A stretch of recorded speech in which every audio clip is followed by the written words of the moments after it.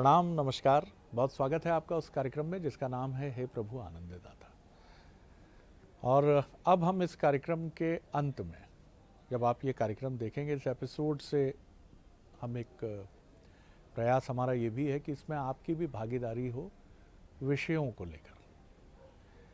पहले भी हमने प्रयास किया, बड़ी अच्छी प्रतिक्रिया रही, लेकिन अब हम आपको इस कार्यक्रम के बाद आप देखेंगे व्हाट्सएप नंबर और एक मेल आईडी, और इन दोनों पर आप इस कार्यक्रम को लेकर तो अपनी राय भेज ही सकेंगे। आप जिस विषय पर सुनना चाहते हो सकता है उस विषय पर हम पहले चर्चा कर चुके हों, लेकिन हम उसको कार्यक्रम का हम एक खंड आगे इस पर भी विचार हम कर सकते हैं कि एक 5 मिनट का सेगमेंट हम आपके मेल या व्हाट्सएप पर आए संदेशों के आधार पर प्रोफेसर सुरेंद्र बिहारी गोस्वामी जी के माध्यम से उस जिज्ञासा या उस विषय वस्तु पर उनकी राय लेकर आपके समक्ष प्रस्तुत करें। क्योंकि बहुत सारे लोग ये जानना चाहते हैं कि उनके जीवन में चिंतन का जो सिरा कहीं अटकता है उसको कैसे सुलझाएं। तो ये प्रयास रहेगा, आपको सक्रियता से अपने विचार और अपने सुझाव हमको भेजने हैं। आज हम बात करेंगे कि एक 90 की दशक की एक फिल्म थी, फिल्म का नाम था मेरी जंग। उसका एक गीत था, कोई बहुत विलक्षण गीत नहीं था, जैसा 50, 60, 70 के दशक में अनेक गीत हमने हिंदी फिल्मों के सुने हैं, लेकिन गीत बड़ा दिलचस्प इस मायने में था कि जिंदगी हर पल एक नई जंग है। मैं भी जब उस गीत को उस दौर में सुनता था, जब कॉलेज में था, और अब भी कभी वो यदा कदा कभी सुनाई देता है, तो मुझे बिल्कुल ठीक लगता है कि ज़िंदगी एक जंग है। एक ऐसी जंग है जहाँ जो भी प्रश्न और पहेलियाँ हम सुलझाते चलते हैं, कुरुक्षेत्र रूपी जीवन को अगर हम माने, तो फिर तुरंत प्रश्न रूपी योद्धा या समाधान रूपी योद्धा बदल जाते हैं। एक प्रश्न हल किया, दूसरा प्रश्न आकर खड़ा हो जाता है। और ऐसे में जिस शौर्य की, जिस वीरता की आवश्यकता है, कई बार हम अपने को रिक्त पाते हैं उससे। ऐसा लगता है कि कितनी नावों में कितनी बार कितने प्रश्न हल करूं। 5 साल पहले बिटिया का विवाह किया, अब बेटे के विदेश जाने का क्रम आ गया, तनख्वाह बहुत अधिक बढ़ी नहीं है, क्या करूं मैं। 6 साल पहले पत्नी को ईश्वर न करे किसी को एक जटिल बीमारी हुई, और अब कुछ वैसे लक्षण जो व्यक्ति ये बात कह रहे हैं उनके शरीर में प्रकट हो गया। नई गाड़ी लेकर आए, एक्सीडेंट हो गया, ठीक हुई, दूसरी गाड़ी जो घर में है उसका एक्सीडेंट हो गया। तो एक झुंझलाहट मन में आती है। ये तो बहुत सामान्य उदाहरण मैंने आपको प्रस्तुत किए हैं। कई मन को बहुत गहराई तक प्रभावित करने वाले ऐसे विषय होते हैं जिनका हम उल्लेख भी अपने प्रियजनों तक से नहीं कर पाते।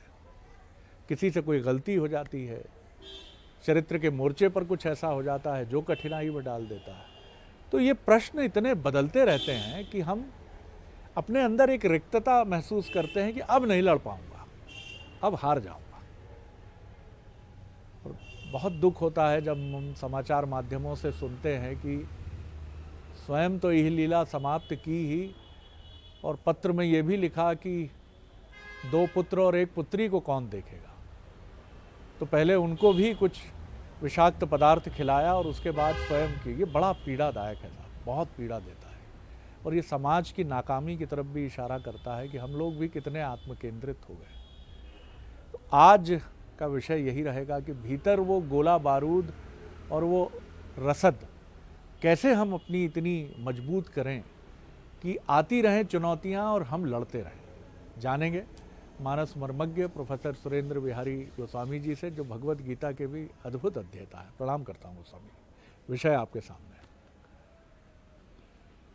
आप शरद जी जब भी विषय उठाते हैं जी, तो उसके साथ योग संयोग व समाधान का सूचक भी लेकर आते हैं। जी, आपने जीवन की एक बड़ी सुंदर परिभाषा दे दी। जीवन की अनेकों अनेक परिभाषाएं हैं, जिसमें एक प्रसिद्ध परिभाषा है कि जीवन एक युद्ध है। युद्ध है। जी जी। जैसे जीवन की एक परिभाषा है कि जीवन एक मुसाफिर खाना है, मुसाफिर का जहाँ आदमी आकर कुछ पल रुकता है और चला जाता चला है। जाता। जीवन एक मेला है जहाँ लेन देन की मंडी बनी हुई है वाह। और आदमी अपनी अपनी कर्मों का लेन देन आदान प्रदान करता है और फिर मेले में बिछड़ जाता बहुत है। सुंदर। तो जीवन एक मेला भी है, मेला भी। लेकिन जीवन एक युद्ध है। इसमें ऐसा युद्ध है जीवन जिसके सार में गीता है। अगर जीवन युद्ध ना होता तो हमें गीता नहीं मिलती। गीता नहीं मिलती जी। तो जीवन यदि युद्ध है तो हम गीता के कारण आए हैं। देखिए, जीवन के युद्ध में ये जीव ही गीता है।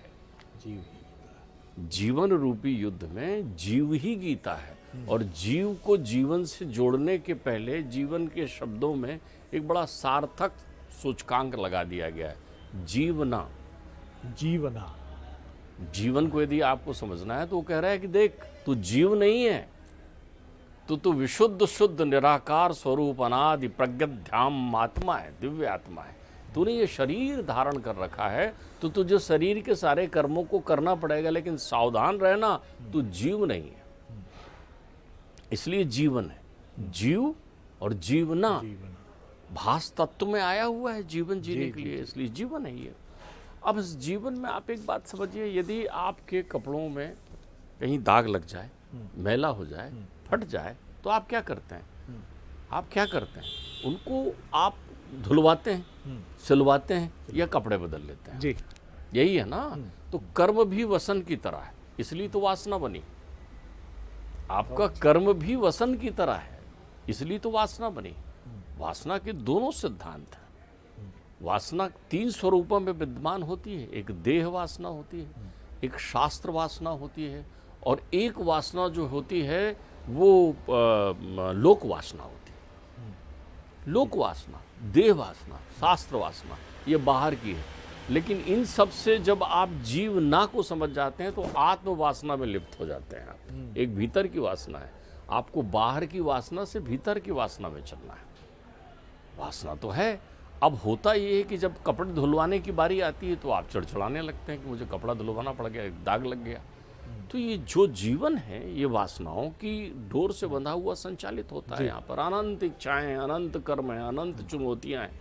तो इन चुनौतियों में आप आहत होते हैं ना, कभी कपड़े पड़ जाते हैं, आपको देह रूपी कपड़े में चोट लगती है जी। तो देह रूपी कपड़ा कभी मैला हो जाता है, उदासीन हो गया, उदासीन हो गया मन, तो वो मैल जम गया ना, बाहर में आ गया ना, मन में मैल जम गया तो उदासीन हो गए जी। तो बजाय आप उस कपड़े पर चिंता करते हुए देह का त्याग करें, उचित है कि उस मैल को या साफ कर लें या कपड़ा बदल लें। बहुत बढ़िया सूत्र है जी। या कपड़ा बदल लें, बिल्कुल ठीक। अर्थात जो काम आप कर रहे हैं वो छोड़ दें। छोड़ दें। कर्म ही हाँ, कपड़ा है, बिल्कुल ठीक वसन बात। है। हाँ, बिल्कुल ठीक। छोड़ो, हाँ। कहाँ लगा है उसमें, इतनी बड़ी कोई बात थोड़ी है। तो आपको यदि वो कर्म में असुविधा हो रही है, आपका मन वहाँ एकाग्र नहीं हो पा रहा है कर्म बहुत करने अच्छा के सूत्र लिए, है। छोड़ दो उस बहुत रास्ते को। बढ़िया सूत्र है जी। फट गया है तो सिल लीजिए आप उसको। हाँ, ठीक बात है। अगर आपके पास ये संसाधन नहीं है कि आप बदल सकें तो सिल लीजिए। सिल लीजिए उसको। हाँ। तो ये तो बहुत छोटी प्रक्रिया है। तो जो लोग जीवन में इन संघर्षों को इस स्वरूप में समझते हैं, वो देह वासना, लोक वासना और शास्त्र वासना में उलझ करके घबरा जाते हैं, जबकि ये वास्तव में होती नहीं है। क्योंकि ये तो हमारे लिए शरीर एक वस्त्र की तरह है ना। जी जी जी। तो ये तो शरीर के कर्म है जो हम कर रहे हैं। अब आज एक काम किया, बोले साहब अरे शरीर काम के लिए ही मिला हुआ है, और काम हमेशा प्रारब्ध से मिलता है। जिसे आप जंग कह रहे हैं उसे अध्यात्म पुरुषार्थ कहता है। अच्छा, बहुत सुंदर बात। अध्यात्म की भाषा क्या में बात है, वाह। पुरुषार्थ। देखिए, पुरुष शब्द का उपयोग करो तो आदमी समझते हैं ये पुरुष और नारी की बात कर रहे होंगे। पुरुष नपुंसक लिंग है।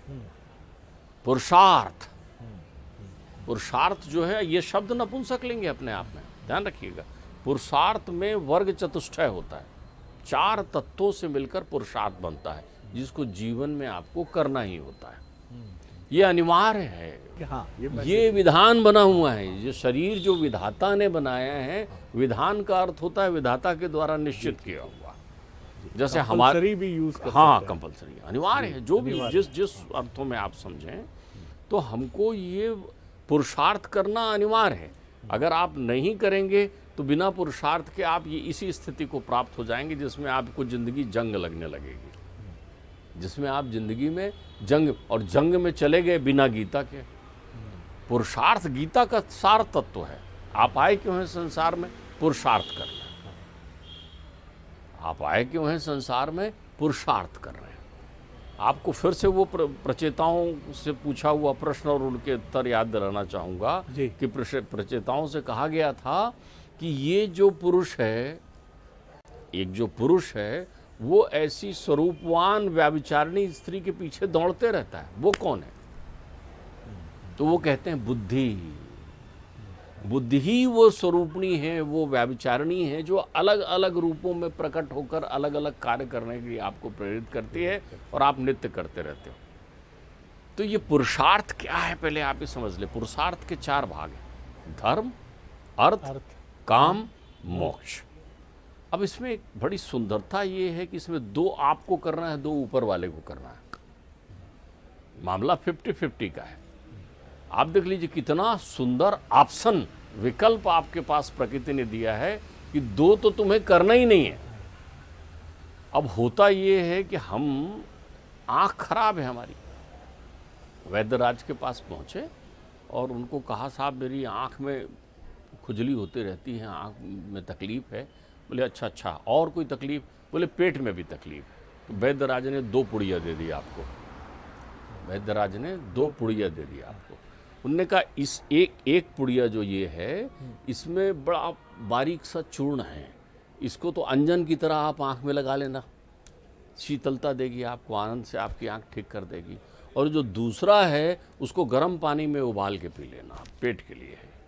अब वो व्यक्ति घर आता है तो वो जो पेट की पुड़िया है उसको वो आँखों में लगा लेता है, और आँखों की पुड़िया को जो है वो पेट दर्द में खा लेता है। आँख फूल जाती है और पेट में शीतलता पहुंच जाती है, तो पेट भी खराब हो जाता है।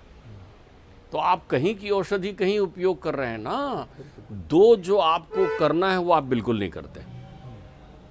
आपके जीवन में असमंजस की जंग में आपकी पराजय, और पराजय के साथ आपके जीवन में खेद, क्षोभ, क्रोध, उदासीनता और नाना प्रकार की जो आदि व्याधियाँ उत्पन्न हैं, अशांति जो आपके जीवन में है, वो इसलिए है कि जिसकी जो औषधि है वो आप उसका सेवन नहीं कर रहे हैं, जिसके प्रति जो कर्तव्य है वो कर्म छोड़कर आप दूसरे कर्म कर रहे हैं, तो आप पुरुषार्थ को पूरा नहीं कर रहे हैं।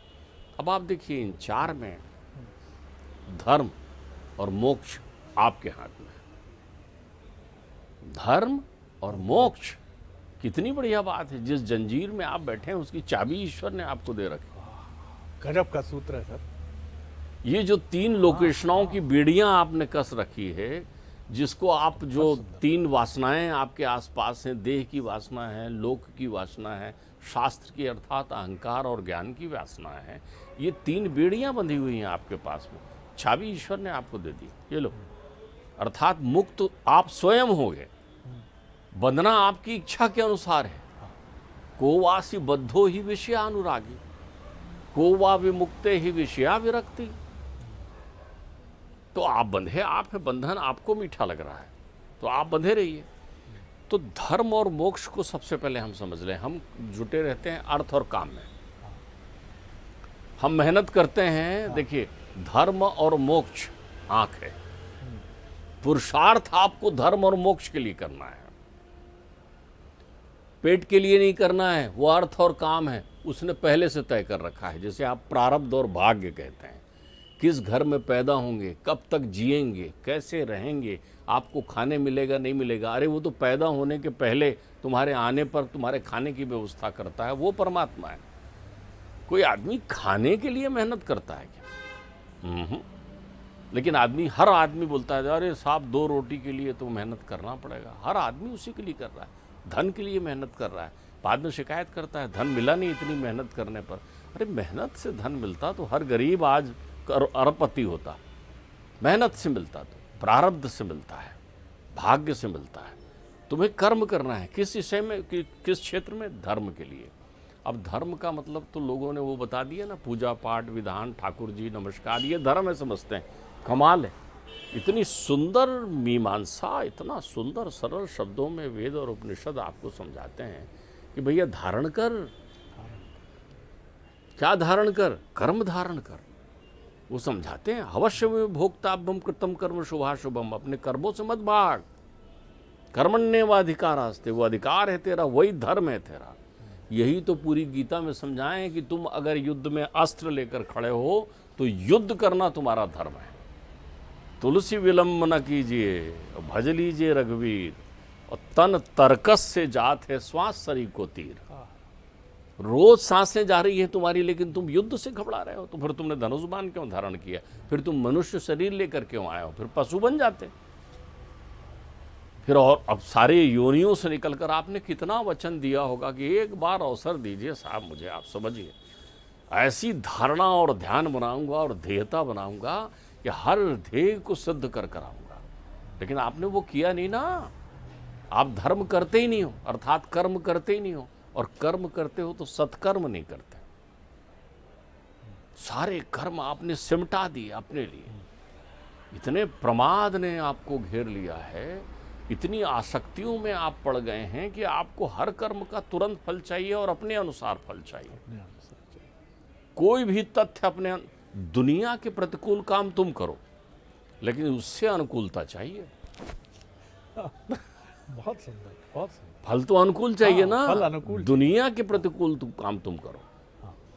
कोई ऐसा काम नहीं है जो मनुष्यगत हो। तुमने मनुष्यगत काम से विरक्त रहकर ना जाने नाना प्रकार के कितने कर्म किए हैं। मनुष्यत्व का कोई भी कर्म नहीं किया। मनुष्यत्व के कर्म को ही धर्म कहते हैं। वाह। मनुष्य जन कर्म करना धर्म है, पशु जन कर्म करना धर्म नहीं है। तो आप धर्म करो। अर्थ वो निश्चित करता है। काम कहाँ जन्म लेंगे, कैसे आप दिखेंगे, कैसा आपका स्वरूप होगा, लगा है ना। विज्ञान लगा रहे। विज्ञान कह रहा है कि हम स्वरूप भी निश्चित कर देंगे। कहाँ से निश्चित करोगे? जैसा बीज होगा वैसे ही तो फल मिलेगा। आप समझिए शरद जी, कस्तूरी की क्यारी करी, आप बना लीजिए बढ़िया सुंदर कस्तूरी की क्यारी बना लीजिए, और केसर की दही खाद, और कहिए खाद उसमें केसर का रखिए, और पानी दिया गुलाब का। गुलाब जल डाल रहे हैं, सामान्य जल नहीं डालना है। बिस्लरी पिएंगे बाहर वाला तो नुकसान कर जाएगा, तो हम गुलाब जल डाल रहे हैं। पानी दिया गुलाब का, तो प्याज की प्याज लगाओगे तो प्याज ही होगा ना। प्याज लगाओगे तो प्याज होगा ना। तो आपका जो मन में जो अंकुरण लिए हुए आप घूम रहे हैं, आप युद्ध में जाने वाले सिपाही है ही नहीं। आपको तो ऐसा अपने आप खाली तलवारें चला रहे हैं और आप समझ रहे हैं कि आप युद्ध कर रहे हैं। युद्ध स्वयं से कर रहे हैं आप। युद्ध स्वयं से कर रहे हैं आप। बिल्कुल काल्पनिक युद्ध चल रहा है, कल्पनाओं में युद्ध, क्योंकि आप धर्मवान नहीं हैं। आपने कर्म का धारणा ही नहीं किया है। फिर मुक्त होना, जीवना, जीवन को नहीं समझा आपने कि मैं शरीर नहीं हूं, मैं चले जाऊंगा यहां से। एक झटके में चले गए लोग। एक झटके में कल मिलने का वादा कर गए थे और एक झटके में चले गए। कल तो कहते थे कि बिस्तर से उठा जाता नहीं। आदमी आया दिखने, बोला कैसी तबीयत है भाई आपकी? अरे बोले साहब इतनी कमजोरी है कि मैं हिल डुल नहीं सकता, उठने में तकलीफ है मेरे को। दूसरे दिन पूछा फिर उस आदमी ने जाके उनके घर में कि क्या हाल है? अरे बोले वो तो मुल्के आदम को चल दिए। कल तो कहते थे कि बिस्तर से उठा जाता नहीं, आज इतनी ताकत आ गई, मुल्के आदम को चल दिए। वो ताकत तो सोचिए जो न जाने कितनी दूर अनंत यात्रा पर आप निकल सकते हैं। उस आत्मशक्ति का उपयोग किया आपने ये समझा कि ये कपड़ा है। कभी आपने अनुभूति नहीं की ना। दाग तो आप लगा रहे हैं ना, सुंदर कपड़ा, सुंदर चदरिया, सुंदर स्वरूप, सुंदर परिवेश लेकर आप आए थे यहाँ से। जख्म पे जख्म फिर भी तलवारें खनकती है। कुछ करने को दिल चाहे जंजीरों से डरती है। इन वसन जंजीरों से डर रहे। जख्म पे जख्म चल रहा है, युद्ध भूमि है भाई। कितने जख्म लग रहे हैं आपको। इसने ये कह दिया, उसने ये कह दिया, वहाँ गिर पड़े, वहाँ उठ गए। जख्म पे जख्म फिर भी तलवारें खनकती है। कुछ करने को दिल चाहे जंजीरों से डरती है। शिकवा है ज़िंदगी से जहाँ मर्दानगी नहीं है, पुरुषार्थ नहीं है तेरे जीवन में। शिकवा है ज़िंदगी से जहाँ मर्दानगी नहीं है। अगर तुम इश्क के आबरू से बंधे रहे, खुद से खुद ही में न रहे, तुम मिट जाओगे। हाले दिल न कह पाओगे, फक्र नहीं गम है कि अपनी पाक जिंदगी की दास्तां ना बना पाओ। बना पाओगे। कहानी बहुत बनाओ। सुंदर बात आपने कही है, और यही सूत्र है इस पूरे विमर्श का कि जीवन में हमारी दौड़ कहाँ से होनी चाहिए, कहाँ तक होनी चाहिए। बहुत सुंदर सूत्र है कि आपकी जो पहुँच है वो है धर्म और मोक्ष तक। लेकिन दुर्भाग्य ये है कि जैसा प्रोफेसर गोस्वामी ने बखूबी हमें समझाया कि हम पड़ जाते हैं अर्थ और काम के पीछे, जिस पर हमारा नियंत्रण नहीं है। उलट हम ये सोचते हैं कि मोक्ष और धर्म जो है ये ईश्वर प्रदत्त हैं, तो यानी हमने मायने ही कुछ उल्टे निकाले हैं। हम उन सारी चीज़ों को पकड़ लेते हैं जो इस संसार में छूटने वाली होती हैं, और ईश्वर ने कहा है ये तो मैं दूंगा ही भाई, ये तो मिलेगा ही आपको, लेकिन जो तुम्हारे हाथ में है और जिससे तुम्हारा परलोक का मार्ग बहुत अच्छा होता है, ये तो मैंने चाबी तुम्ही को दे दी है। कितना सुंदर सूत्र उन्होंने हमको बताया कि ये चाबी धर्म और मोक्ष की, यानी आप धारियेति धर्म, मनुष्य हो जाइए, और दूसरा इसी से मोक्ष का मार्ग प्रशस्त करिए अपना। फिर जीवन में शेष क्या रहता है? अगर आपने धर्म और मोक्ष को साध लिया तो अर्थ और काम तो चेरी हो जाते हैं, फिर आपके दासी हो जाते हैं, आप सब कुछ अनुकूलन ही होता है। बहुत सुंदर सूत्र है साहब, बहुत सुंदर सूत्र है।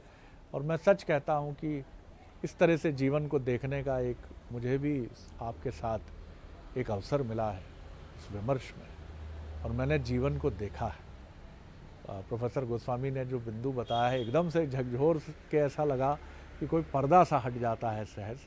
हालांकि फिर रंगमंच की घंटियां बजने लगती हैं और हम सब अपने चिर परिचित किरदार के रूप में सब भूलकर फिर रंगमंच में अभिनेता बन के प्रहसन करने में जुट जाते हैं। लेकिन निरंतर सुनेंगे तो कुछ ना कुछ तो बदलेगा। एक अंतिम टिप्पणी छोटी सी ले लें। देखिए, अब इसको दूसरे अर्थों में भी अपन प्रयुक्त करें तो आनंद आ जाएगा।